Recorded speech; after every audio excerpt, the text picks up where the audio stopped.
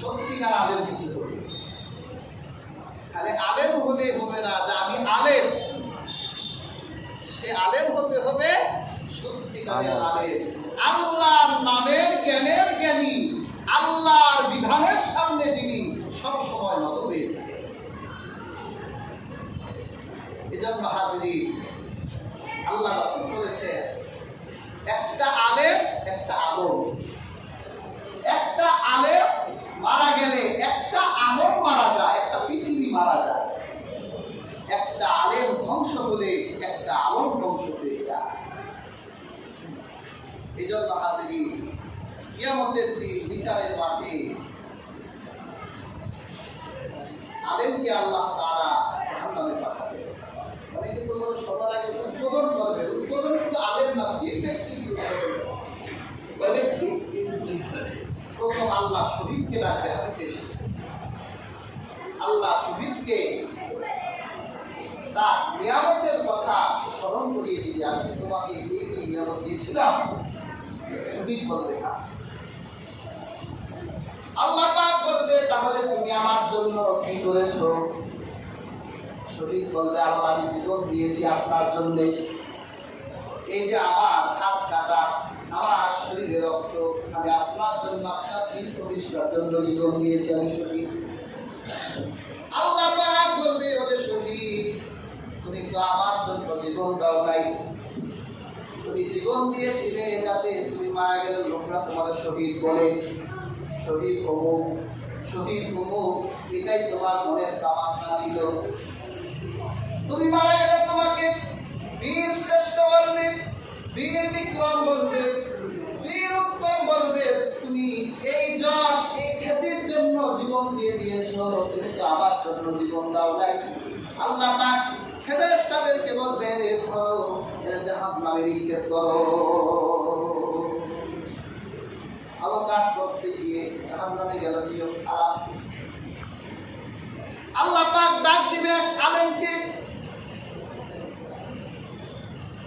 আল্লাহ পাক সে আলেমকে তার নিয়ামতের কথা স্মরণ করিয়ে দিবেন। আমি কি তোমাকে এই এই নিয়ামত দিয়েছিলাম? আলেম বলবে হ্যাঁ আল্লাহ আপনি নিয়ামত দিয়েছিলেন, আমার জন্য কি করেছো? আল্লাহ আমি তো আলেম হয়েছিলাম, আমি তো মানুষকে কোরআন শোনাতাম, আমি তো মানুষকে আপনার কালাম পাঠ শোনাতাম, আপনার কোরআনের কথা শোনাতাম। আল্লাহ পাক বলবে তুমি তো আমার জন্য এই কোরআন শোনাতে না, তুমি তো এই জন্য কোরআন মানুষকে শোনাতে, লোকেরা তোমার বড় মুফতি বলবে, লোকরা তোমার বড় মুহাদ্দিস বলবে, মুফাসসির বলবে। তুমি এই জন্য আলেম হয়েছিলে যাতে লোকরা তোমার বড় ডক্টর বলে। তুমি তো এই জন্য আলেম হয়েছিলে, লোকরা তোমার মুফতি বলতো, মুহাদ্দিস বলতো, মুফাসসির বলতো, সম্মান দিত। আজকে তো আমার কাছে তোমার কোনো সম্মান নাই। ফেরেশতাদের বলবে ধরো জাহান্নামে নিক্ষেপ করো, এলে লোকরা এর সম্মান যা দেওয়া দিয়ে দিয়েছে, আমার কাছে কোনো সম্মান নাই। আল্লাহ পাক দাতাকে ডাকবেন, যিনি দান করতো শুধু। আল্লাহ বলবেন আমি কি তোমাকে এই এই নিয়ামত দিই নাই? হ্যাঁ আল্লাহ আপনি আমাকে এই এই নিয়ামত দিয়েছিলেন। আল্লাহ বলবেন তাহলে আমার জন্য কি করেছে? আল্লাহ অমুক লোকের ঘর ভেঙে দিয়েছিল, ঘর করে দিয়েছি। অমুক লোক মেয়ে বিয়ে দিতে পারতো না, বিয়ে দিয়ে দিয়েছি। অমুক লোক বিপুলের রক্ত টাকা দিয়েছি, আমার কাছে যেই আসতো তারই দান করতাম। আল্লাহ বলবে তুমি তো এই জন্য দান করতে যাতে লোকটা ঘর বানাবার পর বলতো অমুক লোক দিয়েছে, অমুক লোক দিয়েছে। ওই লোক বিপদে পড়লে ওই লোক তোমার নাম বলতো, তুমি এটাই চাইতে যে আমার নাম বলুন। দুনিয়ার মানুষ তো তোমার টাকা হাতে তাই বলে ফেলেছে, তোমার সম্মান তো আমার কাছে আর নাই।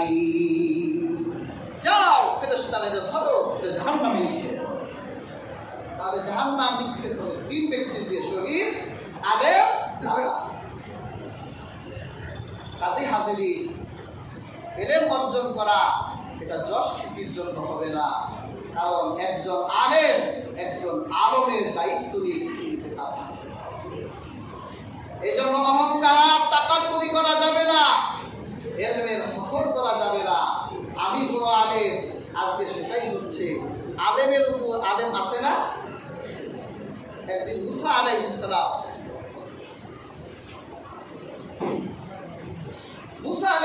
একদিন তার বনী ইসরাঈলদের সামনে খুতবা দিচ্ছেন। একদম দাঁড়িয়ে বুখারীতে এসেছে, একদম দাঁড়িয়ে হযরত মুসাকে বললেন, আইয়ুন নাসি আ'লা, বর্তমান যুগে সবচেয়ে বড় আলেম কে, সবচেয়ে জ্ঞানী কে? মুসা আলাইহিস সালাম বলে, আমি।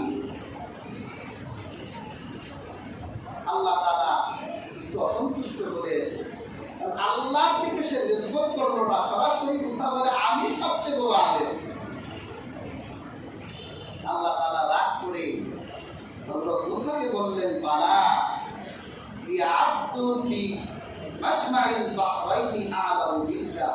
মুসা, তুমি দুই সমুদ্রে মিলনস্থলে আমার এক বান্দা আছে, তিনি তোমার চেয়ে বড় আলেম।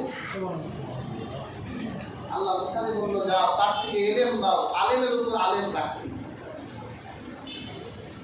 কোরআনে ঘটনা এসেছে, সময় তো মুসা আলাইহিস সালাম তিনি ইউশা বিন নূনকে নিয়ে মাছ ভেজে আল্লাহ চিহ্ন দিলেন যে দুই সমুদ্রের যেখানে মিলনস্থল, আমার বান্দা খাদির ওখানে আছে, তোমার এই মাছ, ভাজা মাছ ওখানে জীবিত হলে তুমি ওখানে যাবে, আমার বান্দা খাদির তোমাকে শিখাবে।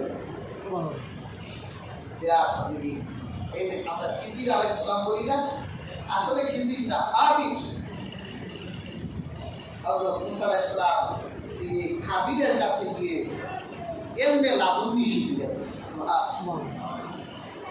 আল্লাহ পাক কোরআনে বলেন, ফাওয়াজাদা আবদান মিন ইবাদিনা আতাইনাহু রাহমাতাম মিন ইনদিনা ওয়া আল্লামনাহু মিন লাদুন্না ইলমা। তারা এমন এক আমার বান্দার সন্ধান পেল, যে বান্দাকে আমি রহমত দিয়েছি আর যাকে আমি ইলম দিয়েছি। খাদিরকে আল্লাহ মারিফতের জ্ঞান দিয়েছিলেন, আর মুসাকে আল্লাহ শরীয়তের জ্ঞান দিয়েছিলেন। শরীয়তের মুসাকে আল্লাহ মারিফতের খাদিরের কাছে পাঠালেন জ্ঞান অর্জন করবার জন্য। এই জন্য নিজে জ্ঞানের তাকাব্বুরি করা যাবে না, জ্ঞানীর উপর জ্ঞানী আছে। আল্লাহ রাব্বুল আলামিন জ্ঞানকে এমন এক নিয়ামত বানিয়ে দিয়েছেন, আল্লাহর নিয়ামত সবাই পায় না, সবার ভাগ্যে জুটে না। যার ভাগ্যে জুটবে সে শুকরিয়া আদায় করে ওই জ্ঞান অনুযায়ী তার আমল করতে হবে।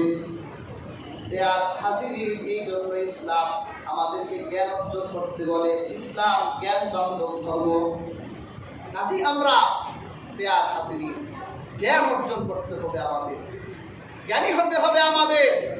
আমরা আজ জ্ঞানের চর্চা থেকে অনেক পিছিয়ে গেছি, অথচ শুধু কোরআন হাদিসের দ্বীনি জ্ঞান নয়, কোরআন হাদিসের বাইরেও আল্লাহ সুবহানাহু ওয়া তাআলা বাহ্যিক জ্ঞানও আমাদের অর্জন করা আমাদের জন্য আল্লাহ জরুরি করেছেন।